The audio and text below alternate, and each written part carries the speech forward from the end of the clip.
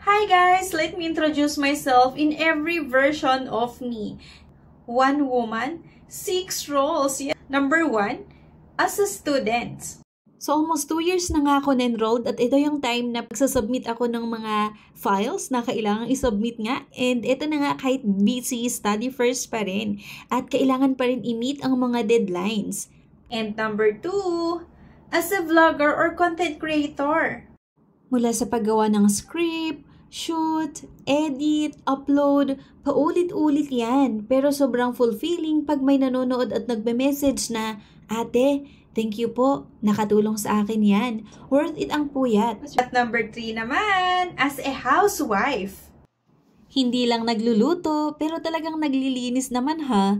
Planner din, tagapayo, tagabalanse ng lahat, kahit simpleng dinner. Effort yan with love. Ganyan talaga ang buhay housewife. At number 4, as a seller naman sa TikTok at sa Shopee.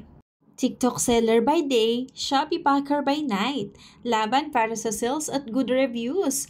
Add to cart ka na besh, Boodle Queen. And number 5, as a wife. Siyempre wife no, kaya hindi nawawalan ng oras para kay hubby. Pwedeng mamasyal din minsan. At number 6, as a mother. Ito talaga yung literal na walang day off. From milk time to mommy, laro tayo, present ako palagi kasi walang makakatalo sa pagmamahal ng isang ina. So yun na nga, one woman, many roles, pero isa lang ang goal. Para sa pamilya, para sa pangarap, at para sa sarili.